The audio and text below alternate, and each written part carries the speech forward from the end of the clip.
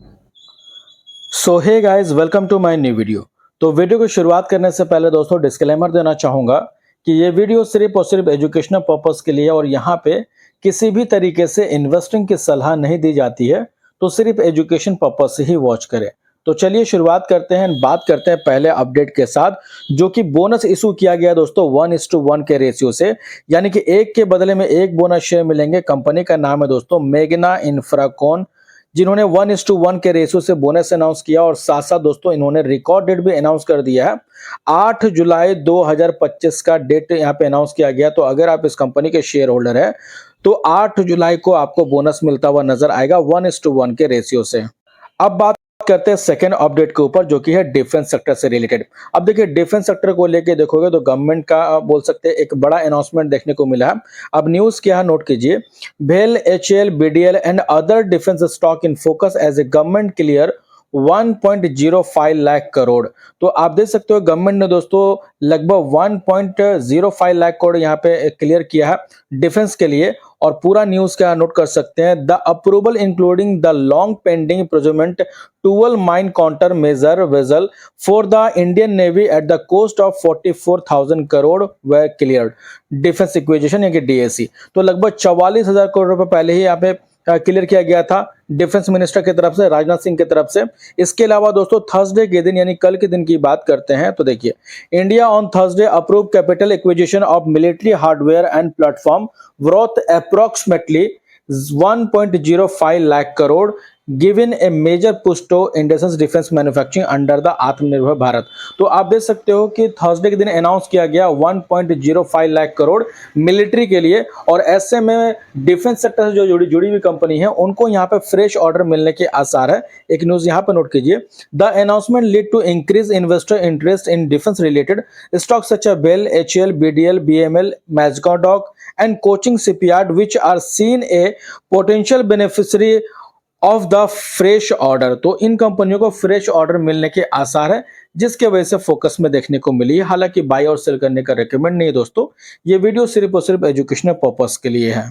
इसके बाद बात करेंगे थर्ड अपडेट के ऊपर। अब देखिए ये अपडेट अगर आप देखोगे तो ट्रेंड कंपनी से रिलेटेड है। अब देखिए ट्रेंड कंपनी के अंदर फॉल देखने को मिला था। Stock crash, trend share tank 11% most 3 month after growth slow, Nuvama downgrades. तो अब देखिए नोवामा दोस्तों एक ब्रोकरेज फर्म है और उन्होंने इस कंपनी को लेकर डाउनग्रेड कर दिया बिकॉज इस कंपनी का जो आउटकम निकल के आया, यानी कि ग्रोथ की बात करते हैं तो ग्रोथ में दोस्तों इस बार स्लो देखने को मिल सकता है, यानी ग्रोथ स्लो रह सकता है, जिसके वजह से डाउनग्रेड किया गया है और टारगेट भी डिक्लाइन कर दिया गया इस कंपनी के अंदर नोवामा की तरफ से। इसी के साथ साथ एनुअल जनरल मीटिंग जो हुआ था इसमें बताया गया कि जो Q1 के नतीजे कंपनी के आएंगे इस बार के, वो कुछ खास देखने को नहीं मिल सकते हैं। एक बार न्यूज आप नोट कीजिए।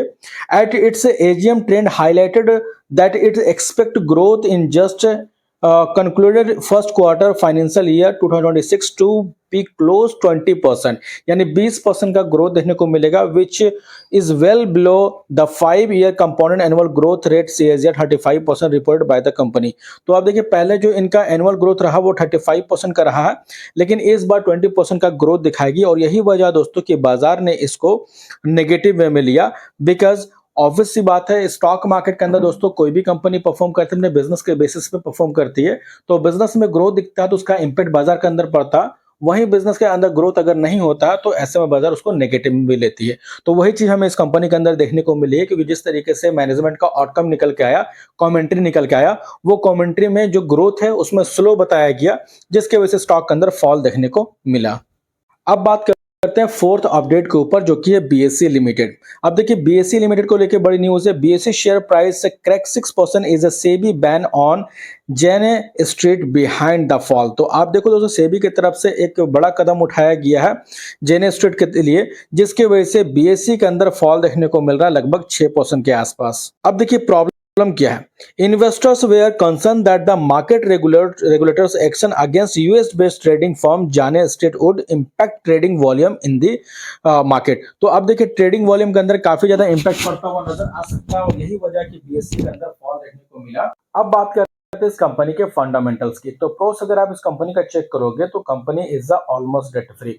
अभी किसी भी कंपनी के ऊपर डेट बहुत ज्यादा होता है तो बाजार उसको नेगेटिव में लेती है, और डेट किसी भी कंपनी के अंदर कम होता है या लगातार रिड्यूस करती है, तो ऐसे में बिजनेस अच्छा देखने को मिलता है। इसी के साथ साथ company has deliver good profit growth of 64% CAGR over the last 5 year. तो इस कंपनी का प्रॉफिट ग्रोथ लगभग 64% का एवरेज रहा पिछले 5 साल के हिसाब से। एंड हाल ही में जो Q4 के नंबर्स पेश किए गए थे वो देखना काफी ज्यादा इंपॉर्टेंट रहेगा। देखिए, सितंबर क्वार्टर में इनका सेल्स था 813 करोड़, जो कि दिसंबर क्वार्टर में बढ़ के हो गया 825 करोड़ का, और मार्च क्वार्टर में हो गया 917 करोड़। तो पिछले यानी Q4 के नंबर काफी अच्छे देखने को मिले। 825 करोड़ के अकॉर्डिंग 917 करोड़ देखने को मिला। वहीं प्रॉफिट हुआ था इस कंपनी को Q3 के अंदर 219 करोड़, जो कि Q4 में बढ़ के हो गया 494 करोड़। तो नंबर काफी अच्छे पेश किए गए थे, लेकिन देखना ये पड़ेगा दोस्तों कि Q1 के नंबर इस बार ये किस तरीके से पेश करती है। इसी के साथ साथ बैलेंस शीट के ऊपर भी काफी कुछ चेंजिंग हुई है। जैसे कि अगर मार्च 2024 की बात करते हैं तो रिजर्व था इनका 3275 करोड़ का, जो कि मार्च 2025 में बढ़ के हो गया 4397 करोड़।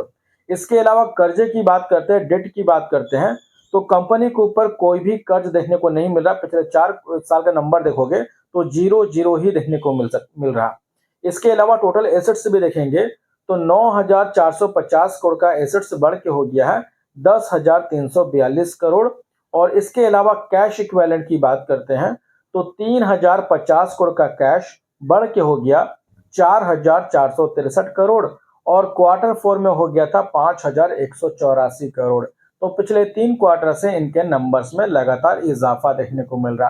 तो किसी भी कंपनी के अंदर दोस्तों रिजर्व जो होता है वो हमेशा अप ट्रेंड मूवमेंट पे होना चाहिए, और इसी के साथ साथ कैश इक्विवेलेंट भी हमेशा अप ट्रेंड मूवमेंट पे होना चाहिए। टोटल एसेट्स भी लगातार अप ट्रेंड मूवमेंट पे होना चाहिए। अगर किसी कंपनी का रिजर्व अगर डाउन ट्रेंड में हो, या कैश इक्विवेलेंट डाउन ट्रेंड में हो, या फिर टोटल एसेट डाउन ट्रेंड में हो, तो ऐसे में बोल सकते हो उस बिजनेस में काफी ज्यादा इफेक्ट पड़ सकता है। तो बिजनेस अच्छा तभी माना जाता है जब उस कंपनी का रिजर्व और साथ साथ कैश और हम बोल सकते टोटल एसेट्स, ये तीनों ही लगातार बढ़ता हुआ नजर आए। इसके अलावा दोस्तों कैश फ्लो की बात करते हैं तो देखिए, नेट कैश फ्लो मार्च 2024 में 1622 करोड़ था, लेकिन मार्च 2025 में नेगेटिव के साथ 563 करोड़ दिखाया। तो ये नेगेटिव में नंबर नहीं आना चाहिए, जो कि यहाँ पे नेगेटिव में देखने को मिल रहा। इसके अलावा शेयर होल्डिंग पैटर्न की बात करते हैं तो FIs की होल्डिंग बढ़ी है पहले के मुकाबले, 16.03 से बढ़ के हो चुका है 16.78%। इसके अलावा DIs की होल्डिंग 12.07 से बढ़ के हो चुका है 12.33%। तो FI और DI दोनों ने ही अपना स्टेक इंक्रीज किया Q4 के अंदर। इसके अलावा पब्लिक की होल्डिंग घट गई है, 50% का होल्डिंग था जो कि घट के हो गया 48.78%। तो फिलहाल दोस्तों वीडियो आपको अच्छी लगी हो, अगर अच्छी लगी तो लाइक जरूर करना, चाहे तो सब्सक्राइब भी कर लेना, ताकि इसी तरीके से इंपॉर्टेंट नोटिफिकेशन सबसे पहले आपको मिलते रहेंगे। तो मिलते हैं नेक्स्ट वीडियो में, तब तक के लिए बाय बाय।